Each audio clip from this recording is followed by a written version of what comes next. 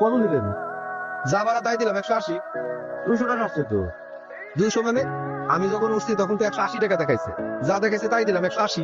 আরে ভাই তখন দেখাইছে ঠিক আছে, কিন্তু কতক্ষণ জ্যামে বসেছিলাম না, ওয়েটিং চার্জ আছে না, তার মধ্যে কত রাস্তা ঘুরে আসলাম। ঘুরে আইতে কইছে কেনা? আমি কি আপনার ঘুরে আসতে কইছি? নাকি রাস্তায় আমি জ্যাম লাগাইছি যে আপনার আমি 200 টাকা দেবো? যা আসছে তাই দিছি 180। কিরে ভাই এখন কোন দিতেছেন? ও গান পার হইলে বাদি কোন শালা, তাই না? আমি নিজের ইচ্ছা ঘুরে আসছি, আপনি তো বাইকের পিছনে বসে কাঁদতেছিলেন, আরে দেরি হইলে আমার ট্রেন মিস হয়ে যাবো, আর আমি কি বেশি টাকা চাইতেছি? এতে জিরো আসছে সেটাই 2 টাকা গেছি।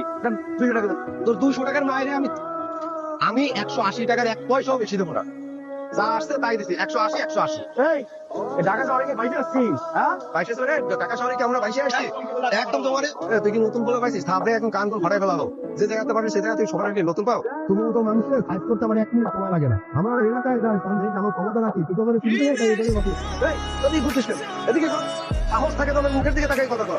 আমরা তার মুখে সব টাকা হাতে ধরাই দেবো। বাদের বলবে না। এই যে ভাই চলেন। কি হলো ভ্যান্ডা মারা দাঁড়ায় আছেন কেন, যাবেন না?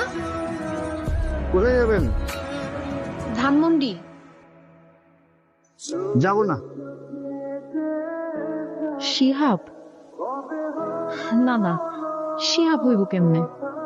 ও তো দুবাই থাকে। ধ্যাৎ, আমি বেশি বেশি ভাবতেছি। আচ্ছা ভাই যাবেন না কেন? মাত্র না দেখলাম যাত্রী নামায় দিলেন, কি সমস্যা? ভটভটি কি চলে না?